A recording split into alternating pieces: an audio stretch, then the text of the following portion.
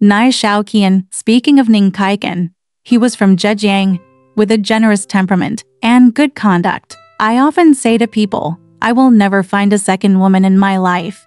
Once, when he went to Jinhua, he came to a temple in the northern suburbs, took off his clothes and rested. The temple tower is magnificent, but the basil grows taller than a person. It seems that no one has been here for a long time. The doors of the monks' residences on the east and west sides were all ajar, except for a small house on the south side, with a door lock that seemed new. Looking at the east corner of the hall, there are thick clumps of bamboo growing, and a large pool under the steps, filled with wild lotus flowers. Ning Sheng liked the quietness and silence here very much. At that time, it was time for the exam for the scholar envoy, and the housing prices in the city were expensive. Ning Sheng wanted to live here, so he took a walk and waited for the monk to come back. When the sun went down, a scholar came and opened the door of the south house. Ning Caichen stepped forward to salute and told him that he wanted to stay here. The scholar said, "There is no owner in these houses, and I am staying here temporarily. If you are willing to live in this desolate place, I can ask you for advice sooner or later." "That would be great." Ning Caichen was very happy. He spread straw on the ground as a bed and put up wooden boards as a table. He planned to live here for a long time. That night, the moon was bright and clear as water. Ning Sheng and the scholar sat down in the corridor of the palace to talk, each announcing their names. The scholar said, "My surname is Yan, and my courtesy name is Chixia." Ning Sheng thought he was also a scholar rushing to take the exam, but his voice didn't sound like he was from Zhejiang, so he asked him where he was from. The scholar said, "Shaanxi." The tone is sincere and simple. After a while, the two of them had nothing to talk about, so they said goodbye and went back to their room to sleep. Ning Sheng couldn't sleep for a long time because he lived in a new place. Suddenly I heard a low voice from the north of the house, as if there was a family member. Ning Sheng got up and crouched under the stone window on the north wall, secretly observing. I saw a small courtyard outside the short wall. There was a woman in her 40s and an old mother. They were wearing dark red clothes and silver comb-shaped jewelry in their hair. They were hunched over and looking very old. They were sitting in the moonlight. Next conversation. The woman said, "Why hasn't Xiaoqian come for so long?" The old mother said, "She's almost here." The woman said, "Do you have any complaints against Grandma?" The old mother said, "I haven't heard of it, but it looks a little uncomfortable." The woman said, "That girl is not easy to get along with." Before she could finish her words, a woman of 17 or 18 years old appeared, who seemed to be very beautiful. The old mother smiled and said, "Don't tell anyone behind your back." While the two of us were talking, the little goblin came quietly. Fortunately, he didn't say anything about your shortcomings. He also said, "The little lady is really as beautiful as the person in the painting. If I were a man, I would be seduced by you." The woman said, "If Grandma doesn't praise me, who else will say good things about me?" The woman didn't know what to say. Ning Sheng thought they were his neighbor's family, so he lay down to sleep and stopped listening. After a while, there was silence outside the courtyard. Just as Ning Sheng was about to fall asleep, he felt someone had entered the room. He quickly got up to check and found out that it was the woman from the north courtyard. Ning Sheng was surprised and asked her what she was doing. The woman said, "I can't sleep on a moonlit night. I would like to share the happiness of being a couple with you." Ning Sheng said solemnly, "You should be wary of other people's comments. I'm also afraid of people gossiping. If you make a mistake, you will lose your morals and lose face." The woman said, "No one knows at night." Ning Sheng scolded her again. The woman hesitated, as if she had something to say, and Ning Sheng shouted loudly, "Quickly leave. Otherwise, I will call the scholar in the south room." The woman was scared and left. He walked out and came back, placing a piece of gold on the mattress. Ning Sheng picked it up and threw it on the steps outside the court, saying, "Ill-gotten wealth has dirtied my pocket." The woman retreated in shame, picked up the gold, and said to herself, "This man is really hard-hearted." The next morning, a scholar from Langxi came to prepare for the exam with his servants. He lived in the east wing of the temple and died suddenly at night. There was a small hole in the sole of the foot, like an awl, and blood flowed out thinly. No one knows why. The next night, the servant also died, suffering from the same symptoms as the scholar. In the evening, Yansheng came back and Ningsheng asked him about it. Yansheng thought it was a ghost. Ningsheng was always upright and didn't take it to heart. In the middle of the night, the woman came again and said to Ningsheng, "I have met many people, but I have never seen anyone as upright as you. You are really a sage, and I dare not bully you. My name is Xiaoqian, and my surname is Nie. Died at the age of 18 and was buried next to the temple. I was often coerced by monsters to do despicable things. Serving others shamelessly is really not what I want to do. There is no one to kill in the temple now. I am afraid that Yaksho is coming to harm you." Ningsheng was scared and begged her to find a way. The woman said, "If you live with Yansheng, you can avoid trouble." Ningsheng asked, "Why don't you confuse Yansheng?" Xiaoqian said, "He is a strange man. I dare not approach him." Ningsheng asked, "What method do you use to confuse people?" Xiaoqian said, "Anyone who is intimate with me, I will secretly prick his feet with an awl. When he passes out and becomes unconscious, I will take his blood and feed it to the monster. Drink it, or use gold to lure it. But it is not gold. It is the ghost bone of a Rakshasa. If a person leaves it, his heart and liver will be cut out. These two methods are all for people's liking." Ningsheng thanked her and asked her about the date of alert. Xiaoqian replied that it would be tomorrow night. When leaving, she said with tears, "I am trapped in a sea of misery and can't find the shore. My husband is so loyal that he will definitely be able to save the suffering if you are willing to bury my bones and bury them in a quiet cemetery. It will be your great kindness. The great virtue is like giving me another life." Ningsheng agreed resolutely and asked her where she was buried. Xiaoqian said, "Just remember that there is a crow's nest in the poplar tree." After saying that, he walked out the door and disappeared. The next day, Ningsheng was afraid that Yansheng would go out, so he invited him over early. After Chenxi, he prepared wine and food, carefully observed Yansheng's behavior, and asked him to sleep in the same room. Yansheng declined, saying that he was a loner and loved to be quiet. Ningsheng refused to listen and forced his luggage to be moved over. Yansheng had no choice but to move the bed over and said, "I know you are a man and I admire you very much. There are some secrets that are difficult to explain clearly at once. I hope you don't look through my suitcases and luggage, otherwise, it will be harmful to us." "It's not good for both of them," Ningsheng agreed respectfully. After saying that, they both lay down. Yansheng put the box on the windowsill, lay down on the pillow, and soon started snoring like thunder. Ningsheng couldn't sleep. When it was almost the first watch, there was a vague figure outside the window. After a while, the shadow approached the window and peeked in, its eyes shining. Ningsheng was frightened and was about to call Yansheng when suddenly something broke through the box and flew straight out like a dazzling white horse, breaking the stone lattice on the window. It shot out and immediately returned to the box like lightning. The earth was extinguished. Yansheng became alert, while Ningsheng pretended to be asleep and watched secretly. Yansheng moved the box and looked it over, took out something, smelled it and looked at it in the moonlight. Ningsheng saw that the thing was white and crystal clear, about 2 inches long and as wide as a leek leaf. After Yansheng finished reading, he wrapped it several times and put it in the box. He said to himself, "What old monster has such courage to damage the box?" Then he lay down again. Ningsheng was greatly surprised, got up and asked Yansheng, and told him what he had just seen. Yansheng said, "Since we have a deep friendship, we can no longer hide it. I am a swordsman. If it were not for the stone lattice on the window just now, the demon would have died at that time. Although he was not dead, he was also injured." Ningsheng asked, "What is it you are hiding?" Yansheng said, "It's a sword.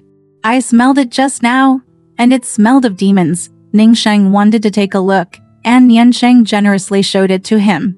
It turned out to be a shining small sword. Ningsheng respected Yansheng even more. After daybreak, I found bloodstains outside the window. When Ningsheng left the temple and headed north, he saw among the barren tombs There was indeed a poplar tree with a crow's nest on the tree. After the arrangements for moving the tomb were settled, Ning Sheng packed up and prepared to go back. Yan Xing bid farewell to him, and the friendship was profound. He also gave a broken skin bag to Ning Sheng and said, "This is a sword bag. Keep it well to avoid evil and exorcist ghosts." Ning Sheng wanted to learn swordsmanship from him, but Yan Sheng said, "A man of faith and uprightness like you can be a swordsman. But you are a man of wealth, not a man of this path." Ning Sheng used the excuse that his sister was buried here, dug up the woman's bones, collected them, wrapped them in clothes and quilts, and rented a boat to go home. Ning Sheng's study was close to the wilderness, so he built a tomb there and buried Xiaoqian outside the study during the memorial ceremony. He prayed, "I have pity that you are a lonely soul. Bury you next to the study. We can hear each other singing and crying, and you will no longer be bullied by male ghosts. Please drink a glass of syrupy water. It is not clean and sweet. I hope you don't dislike it." After praying, "You have to go back." At this time, someone called him from behind, "Please slow down and wait for me to leave together." Ning Sheng looked back and saw that it was Xiaoqian. Xiaoqian thanked him happily and said, "You show your loyalty like this. Even if I die 10 times, I still can't repay you. Please let me go back with you, meet your parents-in-law, and be your maid and concubine without regret." Ning Sheng looked at her carefully. Her fair and rosy skin was like a pair of thin bamboo shoots. In the daytime, she looked even more beautiful and delicate. So Ning Sheng went to the study with her and told her to sit down and wait for a while before going and first to report to her mother. My mother was shocked when she heard this. Ning Sheng's wife had been ill for a long time at this time, and his mother warned him not to leak the news for fear of frightening his wife. After finishing speaking, Xiaoqian walked in lightly and knelt down on the ground. Ning Sheng said, "This is Xiaoqian." Her mother looked at her in horror, not knowing what to do. Xiaoqian said to her mother, "My daughter is far away from her parents and brothers. She has been taken care of by the young master, and is deeply benevolent. She is willing to be a maid and concubine to repay the kindness of the young master." When her mother saw that she was gentle, beautiful, and very cute, she dared to talk to her and said, "Young lady thinks highly of my son, and I like her very much, but I only have this son in my life, and I still hope that he will continue the family line, and I dare not let him marry a ghost wife." Xiaoqian said, "My daughter does not have second thoughts. I am from Juquan. Since I can't gain my mother's trust, please let me serve you as my elder brother. How about following my old mother and serving you morning and night?" The mother felt pity for her sincerity. I agreed. Xiaoqian wanted to see her sister-in-law, but her mother excused her illness, so she didn't go. She immediately went into the kitchen and prepared the food for her mother. She went in as if she had already known each other. It was getting dark, and her mother was afraid of her and asked her to go back to sleep without arranging a bed for her. Xiaoqian knew her mother's intention and left immediately. Passing by Ning Sheng's study, he wanted to go in, but then stepped back and lingered outside the door, as if he was afraid of something. Ning Sheng called her, and Xiao Jin said, "The sword energy in the house is scary. I haven't seen you on the road before, that's why." Ning Sheng understood that it was the skin bag, so he took it and hung it in another room before Xiaoqian went in. She sat down close to the candlelight and sat for a while without saying a word.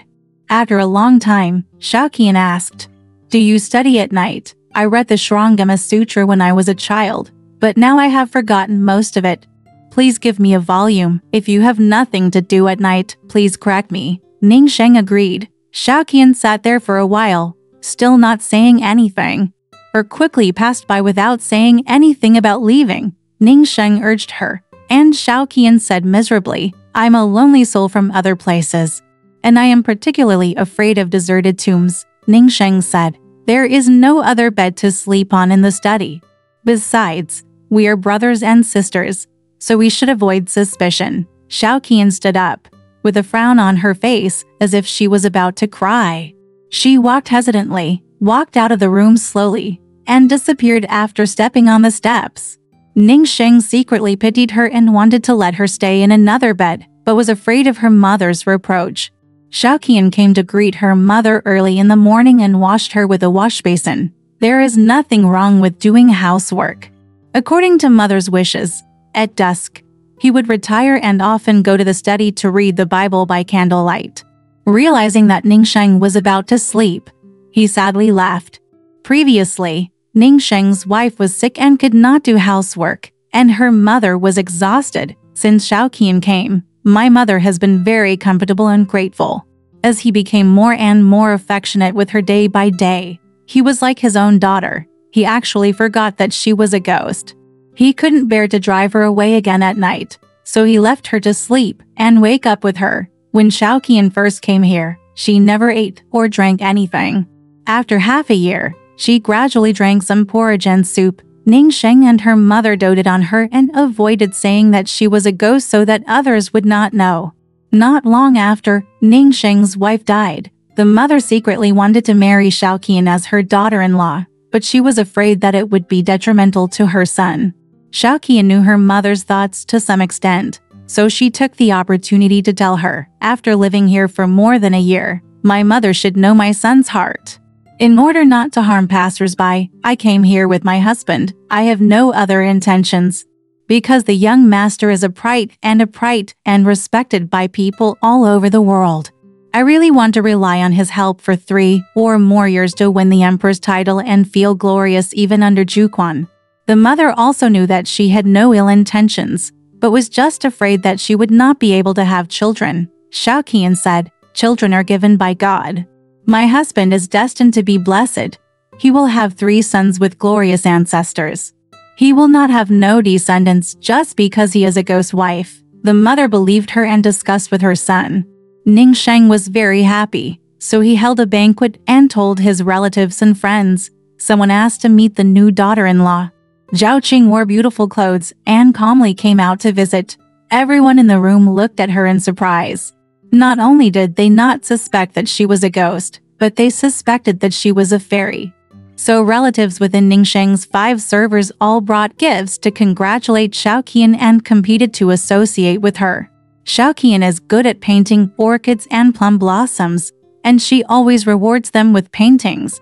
Everyone who gets her paintings treasures them and feels very honored.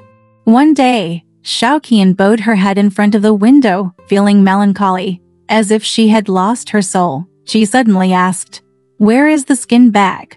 Ning Sheng said, "Because you were afraid of it, you put it in another room." Xiaoqian said, "I have accepted the breath of living people for a long time, and I am no longer afraid. I should hang it on the bedside." Ning Sheng asked her what was wrong. Xiaoqian said, "For 3 days, I have been afraid and uneasy. I think it's a monster from Jinhua. It hates me for hiding far away, and I'm afraid it will find it here sooner or later." Ning Sheng brought the skin back, and Xiaojun looked at it repeatedly and said, "This is used by the sword immortal to hold human heads. It's so worn out. I don't know how many people were killed. I saw it today, and I still get goosebumps on my body." After saying that, he hung the sword bag on the bedside. The next day, Xiaoqian asked her to hang it on the door again. Sitting in front of the candle at night, "I would rather live than sleep." Suddenly, something fell down like a bird, and Xiaoqian hid in the curtain in panic. Ning Sheng took a look and saw that the thing was shaped like a yaksha, with electric eyes and a bloody tongue, and 2 claws reaching out to scratch. When he arrived at the door, he stopped again and lingered for a long time. He gradually got closer to the skin and picked it out with his claws, as if he wanted to scratch it open. There was a sudden noise inside the skin bag, which became as big as 2 bamboo baskets. Suddenly, a ghost appeared, protruding half of its body, and grabbed Yakshai inside. Then there was silence, and the skin bag immediately shrank back to its original size. Ning Sheng was both scared and surprised. Xiaoqian came out and said very happily, "It's okay." They looked into the skin bag and saw that there were only a few buckets of water. A few years later, Ning Sheng passed the Jinshi examination and Zhao Qing gave birth to a boy. Ning Sheng took another concubine, and they each gave birth to a boy. The 3 children later became officials, and their official reputations were very good. Alright, this story has come to an end. If you liked it, please give it a thumbs up. Thank you.